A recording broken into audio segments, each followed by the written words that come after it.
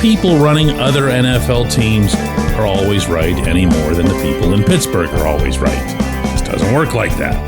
But it can be instructive to hear what they say and to watch what they do. Good morning to you. Good Thursday morning. I'm Dejan Kovacevic of DK Pittsburgh Sports. This is Daily Shot of Steelers. It comes your way bright and early every weekday if you're into hockey and or baseball. I also offer daily shots on the other two teams in town that I cover, the Penguins and the Pirates. I hope you'll check those out as well.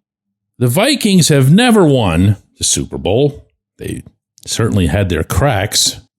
Back in the 70s, they were the Bills before the Bills became the Bills. But they've got a team now that would have to be on pretty much everybody's short list of real contenders. The Vikings were 14-3 this past season, and they were in a division with the Lions, who were 15-2, and the Packers, who were 11-6, before anybody gets too amped up about this whole AFC North is the dominant division in football or whatever. No, it's not. That would be your NFC North. But yeah, there's talent there. There's depth there. There's a difference maker, maybe unlike any other in football, in Justin Jefferson. And I say that with apologies to the truly great Jamar Chase in Cincinnati. There's only one Jefferson. They've got a lot of things going for them. The Vikings do. So when you're talking about going for the Super Bowl and being a contender, a legit contender to win it all, you can either just kind of arbitrarily set it as your objective because it sounds good, or you can be coming off a season like the one the Vikings just had. Well, the Vikings have committed, publicly and otherwise, to going with J.J. McCarthy as their quarterback next season, as their starting quarterback. And McCarthy, in doing so, will be taking his first snaps in anger in the NFL. It's a pretty bold thing to do. Now, he was a 10th overall pick in the 2024 draft out of Michigan, a first rounder, but not, top of the first round. So when the full quarterback carousel was spinning, just really, if you think about it, a week or two ago, and you had Russell Wilson still out there, and obviously Aaron Rodgers, and there are empty musical chairs to be had, the Vikings got thrown into this. Here's what I mean when I say that. The Steelers and the Giants were the two teams that were known to be looking for a quarterback. They were the two teams that were known to be in active discussions with Rodgers specifically. The Giants decided to go, of course, with Russ. And the Vikings, it turns out, now definitively, never chased this at all. Kevin O'Connell had this to say at the NFL's annual meeting this week in Palm Beach on the subject of Rodgers and the Vikings. And he acknowledged that 3 weeks ago, yes, there was a discussion. But listen carefully to the wording. He says Aaron Rodgers is a 4-time NFL MVP and somebody who, not just myself, but we've all had so much respect for competing against him. And he happened to be at a point in his career where he was free to have some real dialogue about what his future might look like. And we happened to be one of those teams that he reached out to. Who reached out to whom?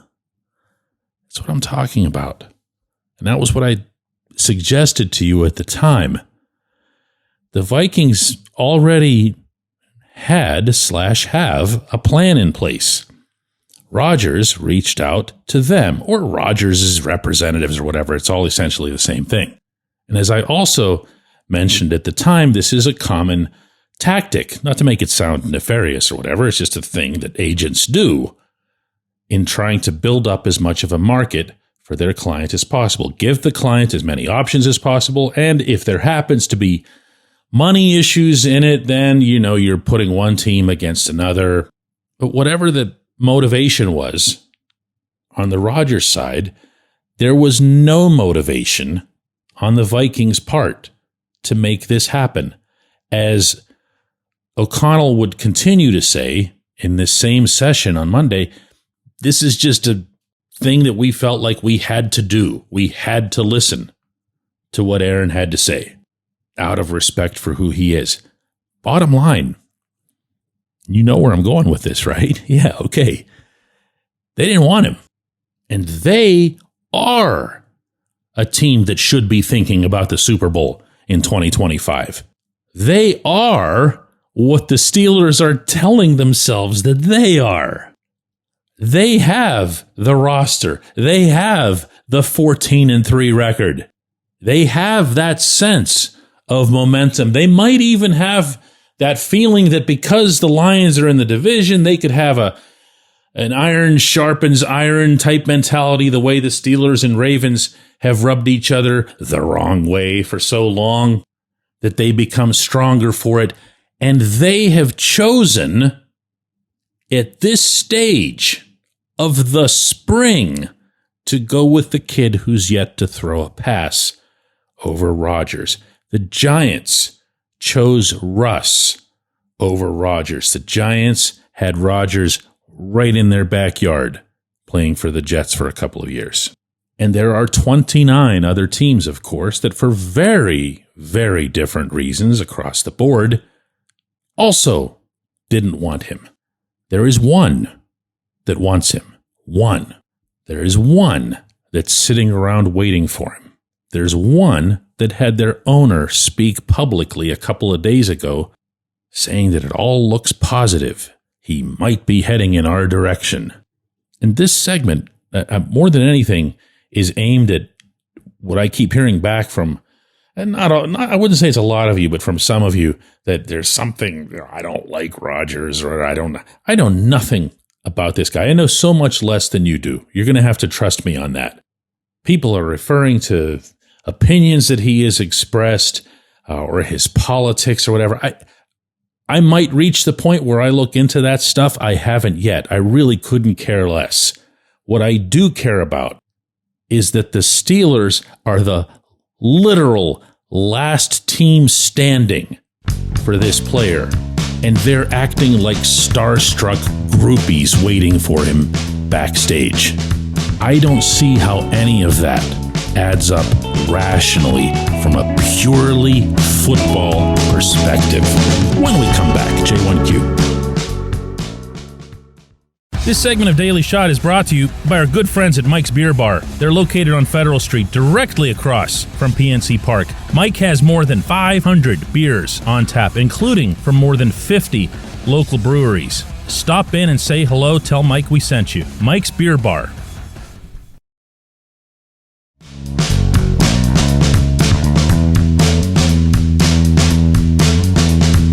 Today's J1Q comes from Dirk Cooper, who says, so DK, what do they need to become a Super Bowl contender?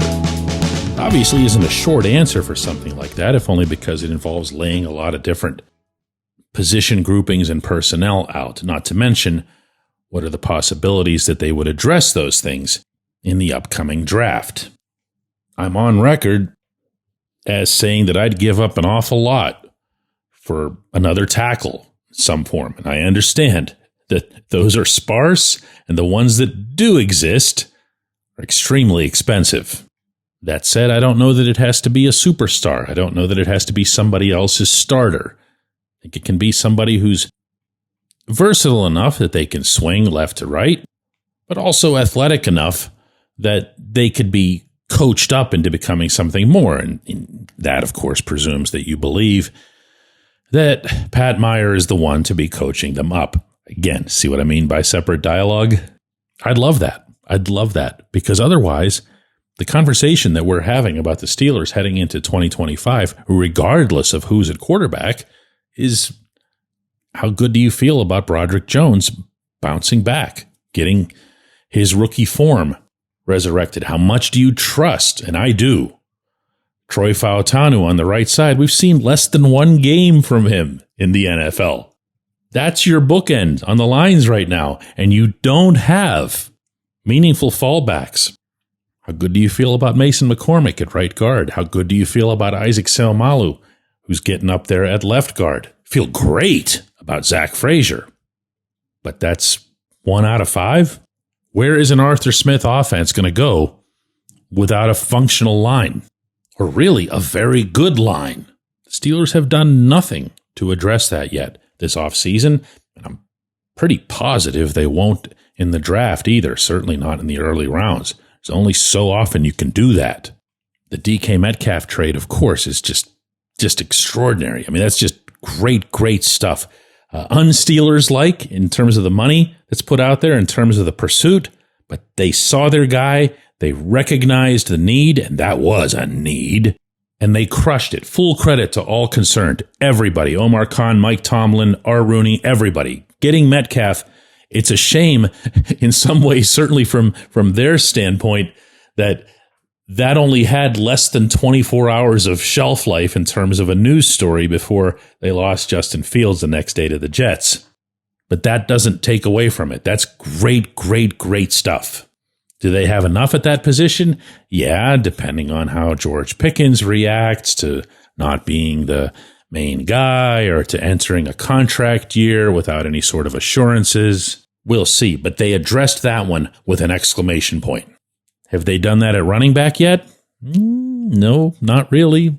Have they done that at all of the relevant positions on the other side of the ball? No, I don't think so. I don't think adding Malik Harrison to the inside linebacking group and then counting on Cole Holcomb to be, fully available, fully healthy is something that's necessarily a big upgrade while you let Landon Roberts go.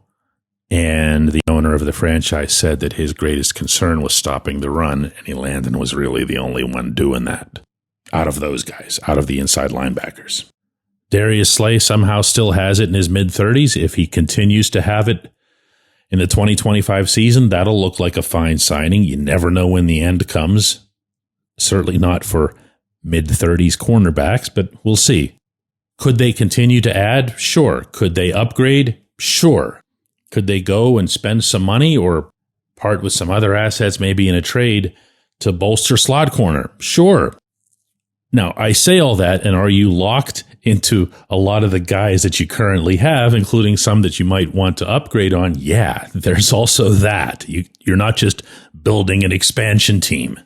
But is what they have what the Vikings have, or what the Lions have, or what the real contenders across the league have? No, it's just not.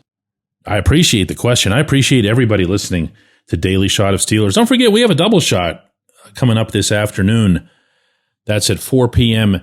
Eastern. It's a video program that we do live. It's on YouTube, but it's really on all platforms. In today's episode, Chris Halleck is just back from the NFL annual meeting in Palm Beach, and he's going to share with us some of his original reporting, some feel stuff, some observation stuff that goes beyond just the facts that make it out of an event like that. Hope you can join us.